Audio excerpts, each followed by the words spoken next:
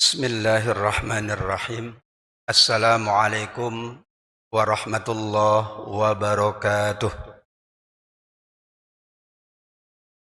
Alhamdulillah alladzi akramana bil ibadah wa as'adana bit ta'ah wa azzana bil ukhuwah. Ashhadu an la ilaha illallah wahdahu la syarika lah wa ashhadu anna Muhammadan abduhu wa rasuluh. La nabiyya ba'dah amma ba'du. Alhamdulillah, kita panjatkan segala puji, segala syukur hanya kehadirat Allah Subhanahu wa taala. Tsumma salawat dan salam kita selalu pula sampaikan kepada baginda Nabi Muhammad sallallahu alaihi wasallam. Keduanya akan menghantarkan kita untuk semakin ditambah kebaikan-kebaikan dunia kita, juga semakin dipersiapkan kemuliaan-kemuliaan akhirat kita saat kita diperkenankan berada di dalam surga Allah Subhanahu wa taala. Amin ya rabbal alamin. Ada satu hikmah yang menarik dari memahami, mentadaburi kisahnya para nabi di dalam Al-Quran.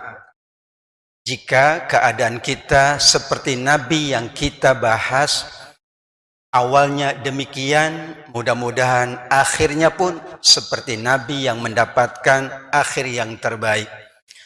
Jika proses yang dijalaninya adalah proses seperti nabi yang kita bahas, maka mudah-mudahan hasilnya juga seperti hasil yang didapatkan oleh nabi tersebut. Itulah hikmah yang kita dapat selain kita mengikuti tuntunan para nabi yang disebut oleh Allah di dalam Al-Quran. Siang hari ini kita akan melanjutkan tadabbur kisahnya para nabi yang hari ini memasuki Nabi Zakaria alaihi salam. Pertama tentu kita layak mengenal Nabi Zakaria. Beliau namanya Zakaria, ayahnya namanya Ladun, kakeknya namanya Muslim, dan seterusnya hingga kepada Inaman bin Rahba'am bin Sulaiman bin Nabi Dawud alaihi wassalam. Berarti Nabi Zakaria bergaris keturunan kepada Nabi Sulaiman dan Nabi Daud. Beliau disebut oleh Al-Quran sebanyak 13 kali. Di antaranya yang paling banyak adalah di surat Maryam.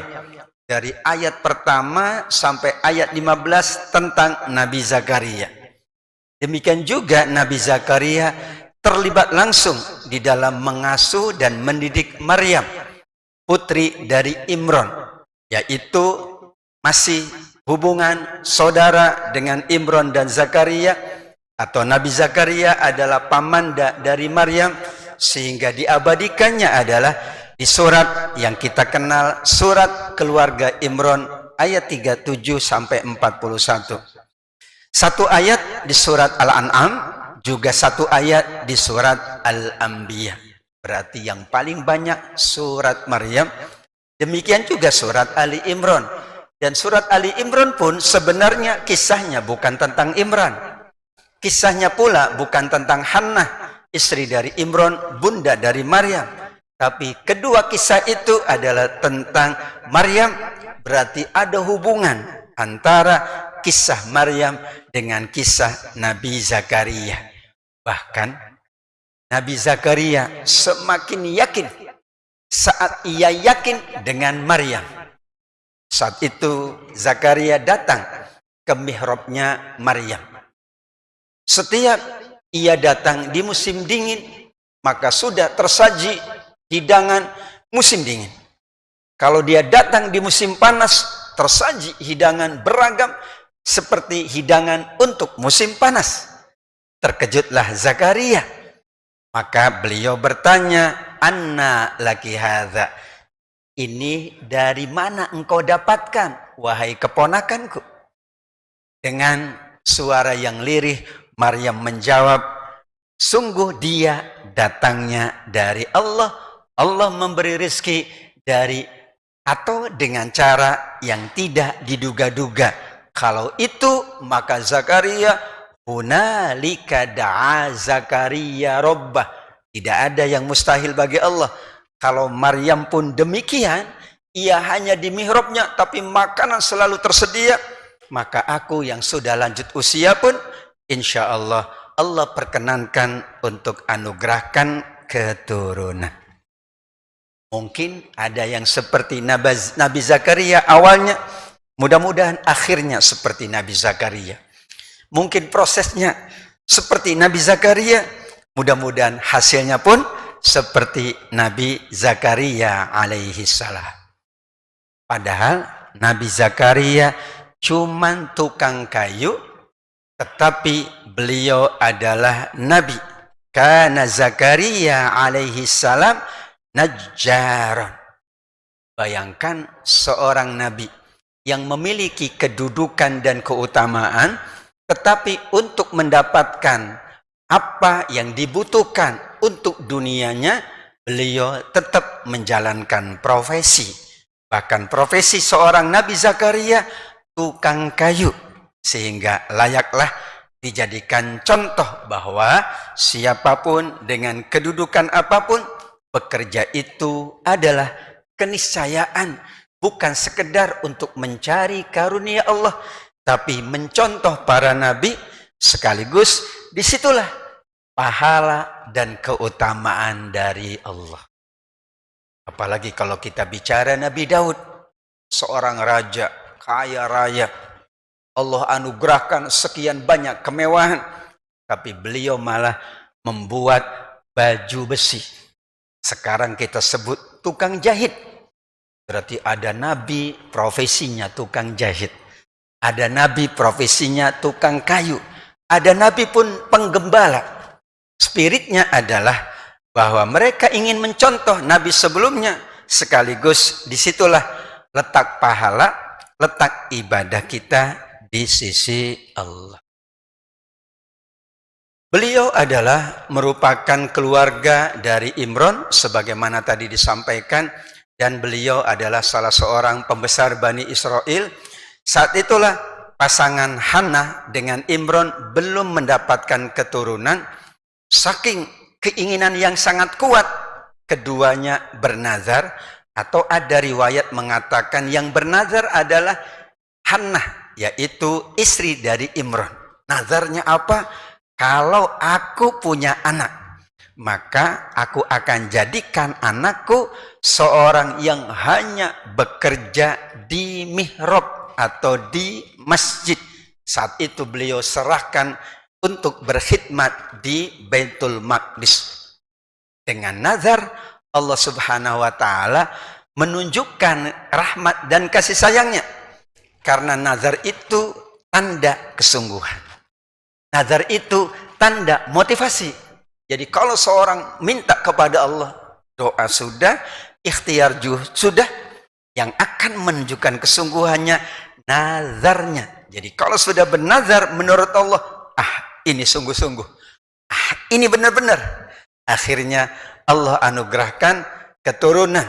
Meskipun Hannah tetap menginginkan putranya adalah laki-laki, tapi Allah karuniakan seorang wanita namanya Maryam. Dari situlah Nabi Zakaria mendapatkan hikmah dari Maryam. Hikmah itu kita dapatkan dari siapapun. Ini Nabi Zakaria sudah lanjut usia, dapat hikmahnya dari Hannah, dapat hikmah dari Maryam. Kita pula mungkin dapat hikmah dari putra-putri kita. Kita dapat hikmah dari sahabat kita. Kita dapat hikmah dari siapapun. Karena hikmah adalah anugerah Allah Subhanahu wa ta'ala. Di antara yang Allah ceritakan di dalam Al-Quran tentang Nabi Zakaria adalah tentang doanya yang dibarengi, disertai dengan muasafat doa yang paling utama. Doa itu macam-macam. Ada orang yang berdoa, yang penting berdoa. Ada yang berdoa, Karena sudah biasa berdoa, otomatis berdoa. Ada yang berdoa pula kurang yakin dan kurang sungguh-sungguh. Ada 3 balutan dari doanya Nabi Zakaria atau 4. Keikhlasannya di dalam berdoa. Sekian puluh tahun berdoa belum dikabulkan. Baru dikabulkan ketika beliau sudah lanjut usia. Tidak mungkin orang dikatakan ikhlas kecuali waktulah yang akan membuktikan keikhlasannya. Kalau cuma sebentar, bagaimana dikatakan ikhlas? Tapi kalau berlangsung lama, ia tetap berdoa dan tidak pernah bosan, itu tanda keikhlasannya. Demikian juga kesabarannya.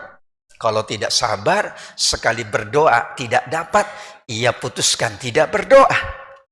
Tapi Nabi Zakaria berdoanya dari mulai ia menikahi istrinya, kemudian beberapa waktu tidak juga kunjung Allah anugerahkan keturunan, dari situ dia berdoa sampai usianya sekitar 70 atau 80 tahun. Tawakal pun demikian. Tawakal itu soal waktu. Jadi kalau orang menginginkan segera, itu bukan tawakal. Maka tawakal adalah ada di penghujungnya. Setelah doa, ikhtiar, baru kita tawakal. Maka tawakal itu menunjukkan ia memang benar-benar yakin dengan apa yang Allah tetapkan untuk dirinya, ditambah dengan sungguh-sungguhnya. Keempat itulah yang menjadikan doa beliau dikabulkan oleh Allah. Kita pun demikian. Ada keikhlasan dalam doa, ada kesabaran, ada tawakal, dan ada kesungguhan. Karenanya, kata para ulama, yang paling banyak diabadikan di dalam Al-Quran adalah tentang doanya, dan doanya luar biasa. Doa minta sesuatu yang mungkin mustahil menurut akal, menurut logika, menurut nalar, atau menurut kebiasaan manusia. Umumnya, kalau sudah lanjut usia, tidak mungkin punya keturunan. Itulah logika kita.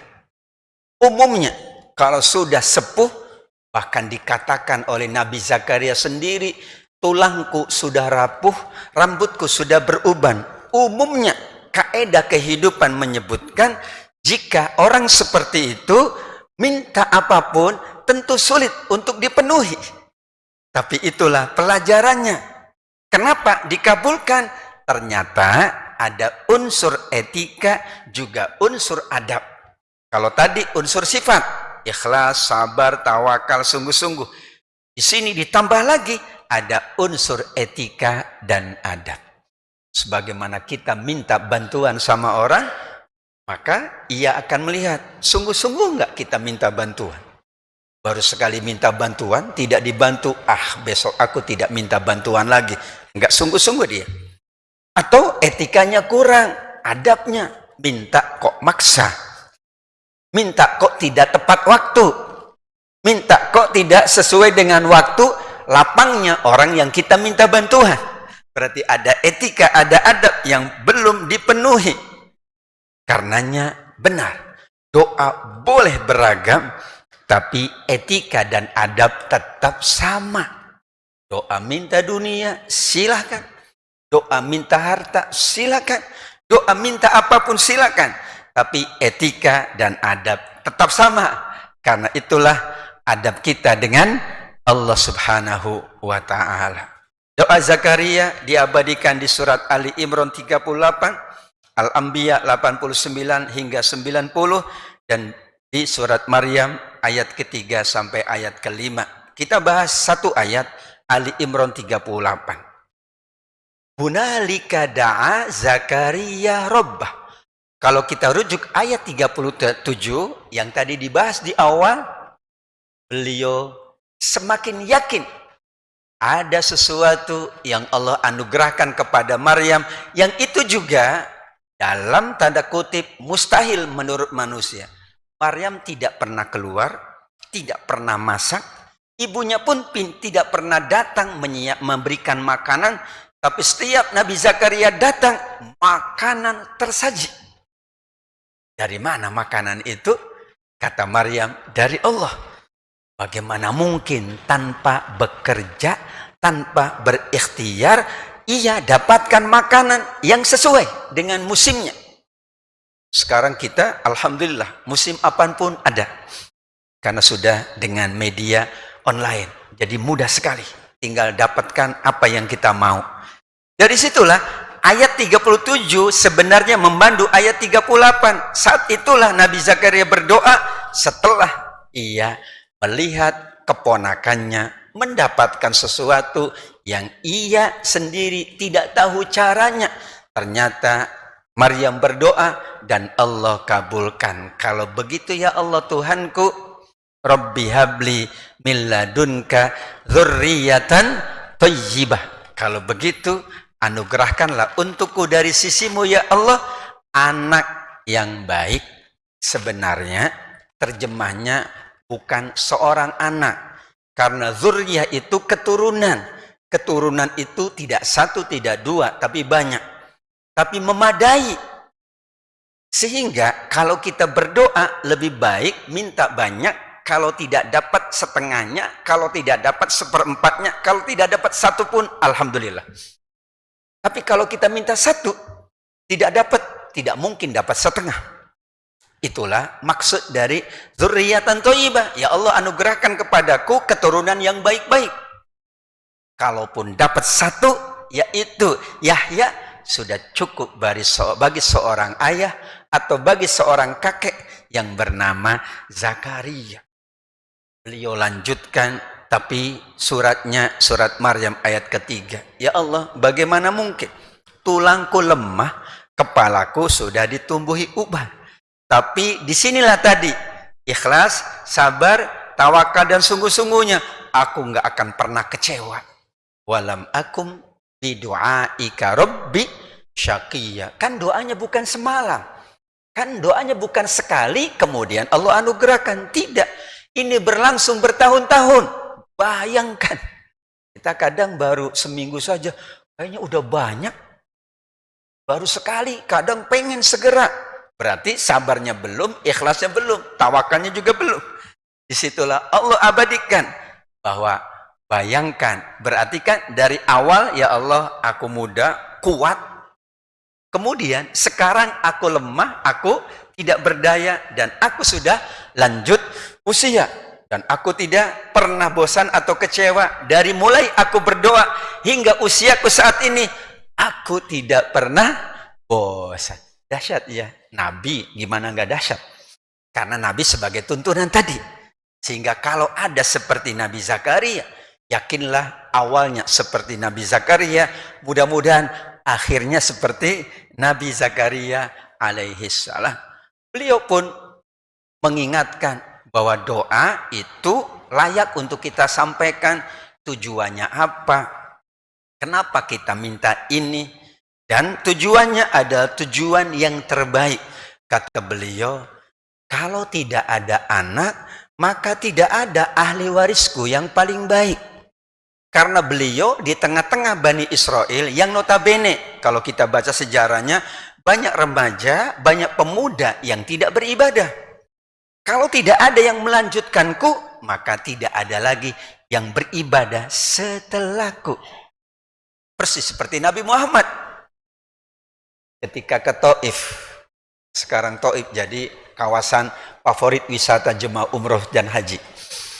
Datang ke sana, dan kemudian mereka tidak menyambut, malah menyambit Nabi dan melukai Nabi atau melempar batu.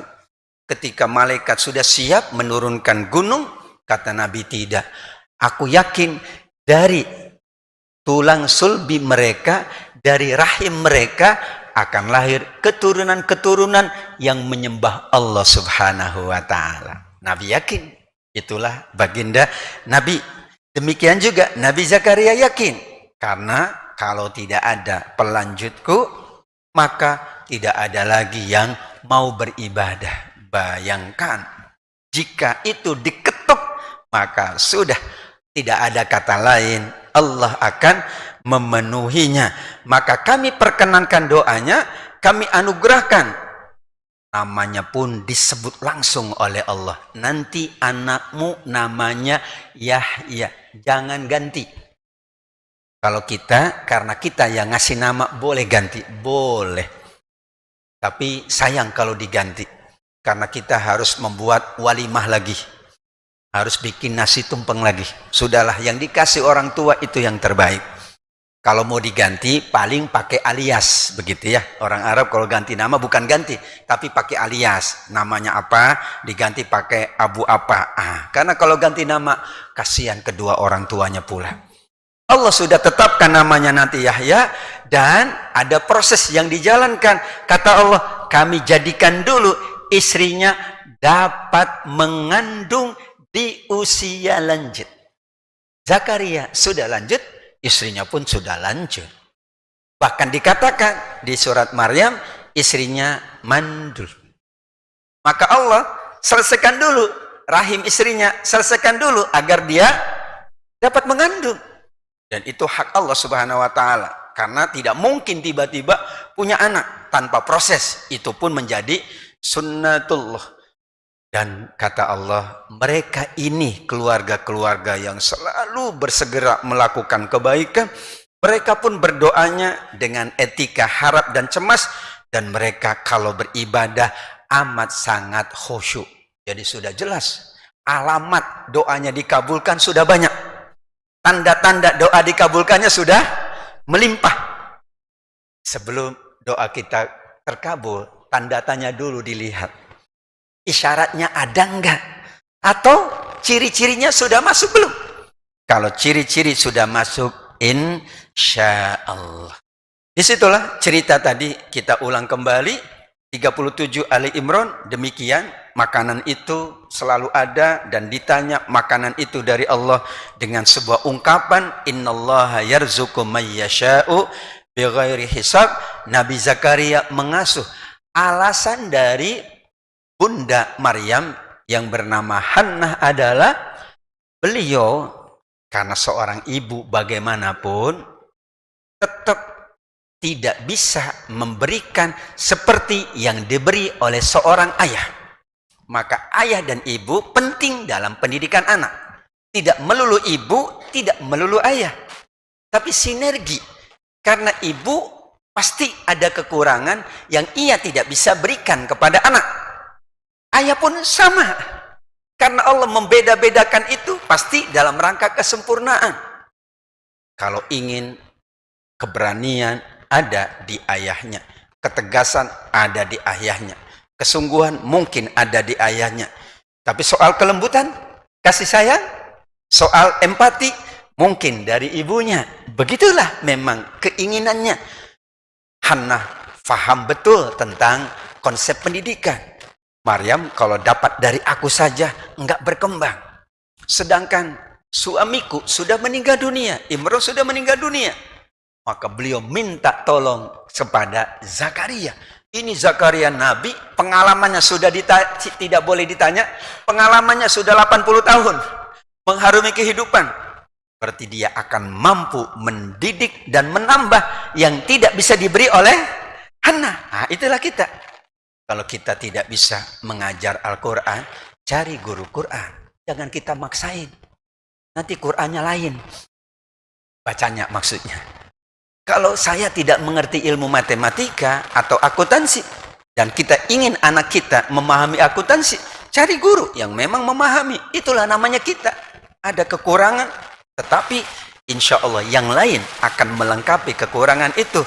Disitulah Zakaria diminta mengasuh dan memberikan pelajaran yang tidak dapat diberikan oleh seorang Hannah. Disitulah malaikat akhirnya memanggil Zakaria padahal ia sedang sholat di mihrabnya. Kapan dikabulkan doanya? Ketika dia sedang sholat. Berarti dia sudah memenuhi unsur-unsur terkabulnya doa. Layaklah dia mendapatkan itu. Bahkan disebut namanya tadi. Kemudian ditambah oleh Allah bahwa Yahya membenarkan kalimat Allah kun fayakun. Dan Yahya akan menjadi ikutan.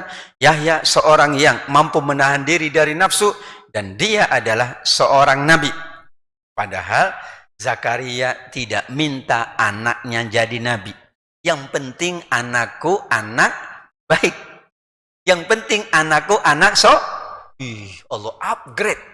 Soleh itu benar baik. Tapi aku jadikan anakmu nanti adalah nabi. Mungkin kalau sekarang pantas lama banget.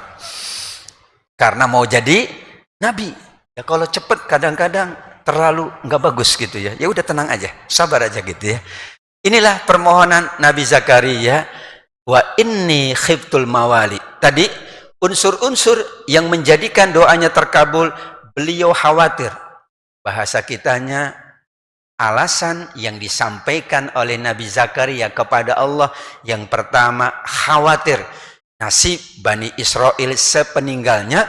Kenapa? Karena mereka banyak meninggalkan sholat, banyak meninggalkan kebaikan, dan banyak melakukan dosa dan maksiat.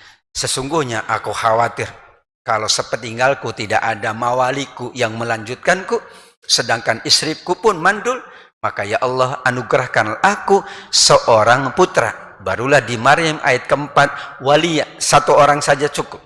Kenapa? Itulah yang akan mewarisi aku dan mewarisi sebagian keluarga Yakub. Jadikanlah ia seorang yang diridhoi. Zakaria tidak minta waj'alhu rabbi nabiyya. Mintanya waj'alhu rabbi radiyya. Tapi tidak ada manusia yang lebih diridhoi oleh Allah selain dari para nabi. Kemudian setelah nabi adalah para sahabat radhiyallahu anhum wa radu'an. Berarti ungkapan radiyah itu sebenarnya sudah sangat cukup. Namun kalau dia minta nabi mungkin dianggap berlebih-lebihan. Udah lanjut usia, udah lama, mintanya yang paling bagus, meskipun nggak ada masalah. Tapi beliau mengenal betul, beliau memahami betul Allah, ma'rifatullahnya tinggi. Kalau aku minta terlalu tinggi, khawatir. Ya sudah, yang penting aku minta anak yang soleh. Sama dengan Nabi Ibrahim, mintanya As-Saffat ayat 100, mintanya apa? Rabbi habli minas solihin. 101-nya fabasyarnahu bighulamin halim. As-Saffat ayat 100 dan 101. Ya Allah anugerahkanlah untuk aku anak yang soleh. Tapi Allah ganti, Allah upgrade, Allah tingkatkan, yaitu anak yang amat sangat penyabar, namanya halim. Bahasa Arab sabar itu bisa kita menggunakan dua kata, sobaro yasbiru, sobir, atau halima yahlamu, halim. Halim lebih sabar dari sobir kalau kita ikut makna dari bahasa Arab. Tapi bagi kita halim pun sabar, sobir pun sabar. Karenanya Allah menyebutnya bighulamin halim. Nanti putramu wahai Ibrahim, yaitu Ismail, bukan hanya soleh, tapi dia seorang yang amat sangat penyabar. Mungkin kita bertanya, mending mana? Dapat anak sabar atau anak soleh? Ternyata sabar mengungguli dari kesolehan. Para nabi digelar dengan ulul azmi yang 5. Dan itu diantara tanda ulul azminya adalah kesabaran. Al-Ahqaf ayat 15. Fasbir kama sobaro ulul azmi sobaro. Dan semua nabi adalah orang-orang paling sabar. Maka kata Rasul, ujian paling berat adalah para nabi. Dan tidak ada yang dapat menghadapi ujian kecuali sabar. Berarti soleh itu penting, tetapi sabar jauh lebih tinggi menurut Al-Quran. Jadi kalau anaknya sabar, tenang aja. Misalnya dia nggak hafal-hafal Quran, sabar, nggak ada masalah. Misalnya dia nggak naik-naik kelas, nggak ada masalah gitu ya, karena dia sabar. Disitulah anugerah Allah khusus kepada kepada Ibrahim, Ismail, halim. Ada tanda dan syaratnya yang tadi kita sedikit sampaikan. Semua peristiwa yang menjadi ketetapan Allah tidak langsung serta-merta dengan kun fayakun. Bahkan dikatakan even kun fayakun sebenarnya ada proses meskipun sedikit. Maryam ada proses. Dia hamil dulu. Meskipun dia tidak pakai proses bersuami. Padahal Allah Maha Kuasa. Enggak usah pakai hamil. Maryam, nih anakmu di depan. Bisa. Allah Maha Kuasa. Tapi ada sunnatullah yang itu menjadi hikmah bagi kita. Meskipun kun fayakun, tetapi ada sunnatullah, ada syarat, ada tanda yang itu menjadi pelajaran. Kalau tiba-tiba Maryam itu punya anak tanpa kehadiran seorang laki-laki atau suami. Tapi prosesnya diperintah malaikat, engkau tiupkan ruh, maka jadilah hamil. Ketika usia kehamilan sudah tua, Maryam kebingungan karena pasti omongan orang macam-macam. Dia cari tempat yang jauh dan melahirkan di kebun kurma. Lantas Allah minta kepada Maryam yang sudah sangat payah untuk sedikit menggerak-gerakkan pohon kurma supaya kurma turun. Padahal Allah Maha Kuasa. Maryam, enggak usah engkau gerak-gerakan. Nih langsung, Maha Kuasa. Tapi pakai hentak-hentakan dulu. Padahal keadaannya sudah sangat payah. Disitulah isyarat atau tanda. Pertama, puasa bicara selama 3 hari. Enggak boleh bicara. Maryam pun sama. Tidak boleh bicara oleh Allah. Inni nazartu lirrahmani sawma falan ukallimal yawma insiya. Maryam, jangan bicara. Wahai Zakaria, tandanya engkau jangan bicara selama 3 hari. Apa yang engkau lakukan? Tasbih saja, mengingat dan memujiku, kata Allah Subhanahu wa ta'ala. Kenapa? Karena khawatir saat ia memperbanyak bicara mungkin menjadi fitnah. Ya, kenapa? Meskipun dia seorang nabi, tapi tetap pembicaraan itu juga dijaga dan dituntun oleh Allah. Maka bahasa nabi bagus, pembicaraan nabi semuanya bagus karena dituntun oleh Allah. Disitulah diantaranya kamu tidak dapat berkata-kata, atau ada yang memaknai dilarang berbicara, ada yang mengatakan betul-betul enggak bisa bicara, diem betul itu. Kecuali dengan bahasa isyarat, sebagaimana Maryam pun ketika kaumnya bertanya, masyarakat kampungnya bertanya, Maryam, ini anak siapa? Maryam tidak boleh bicara, maka dengan isyarat kepada bayi yang bernama Isa alaihissalam, bayi langsung bicara, ini Abdullah. Jadi Bapak Ibu, mungkin kalau kita nggak bisa ngomong, tandanya doa kita mau dikabul. Ustaz, saya nggak bisa ngomong, jangan-jangan serak atau batuk itu mah. Kalau ini betul-betul karena wahyu dari Allah. Tapi syarat tidak ngomong nggak ada bagi kita. Ini contoh saja. Tetapi tasbih, zikir, mengingat Allah, iya. Karena itu bagian yang tidak bisa dipisahkan. Suara lirih, perlahan dan mengibah, itulah tanda betapa beliau juga mengikuti adab dan etika atau sebab dan musabab. Padahal beliau Nabi dan Allah Maha Kuasa.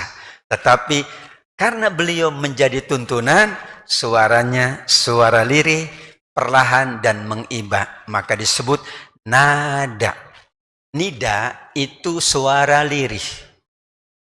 Tapi kalau qala yaqulu, itu suaranya pertengahan atau keras. Waqul qaulan karima, sedikit sedang atau keras. Tapi kalau nada, nida atau naja yunaji, munajat, itu pasti suara perlahan, bahasa Arab. Nada menyeru perlahan. Tapi kalau qala itu menyeru dengan suara yang sederhana atau suara tinggi. Maka dituntun oleh Allah, doamu, suaramu perlahan, lirih dan mengibah. Kemudian jangan lupa sampaikan kelemahan kita. Ya Allah, aku tidak berdaya. Kalau melihat gajiku, nggak cukup aku bisa berhaji atau berumroh yang khusus. Kalau yang reguler sepertinya mampu, tapi waktunya ya Allah. Aku nggak mampu kalau memenuhi harus 250 juta atau 300 juta.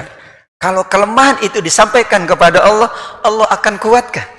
Karena orang berdoa tetapi sombong tidak akan diterima. Surat Al-Mu'min ayat 60.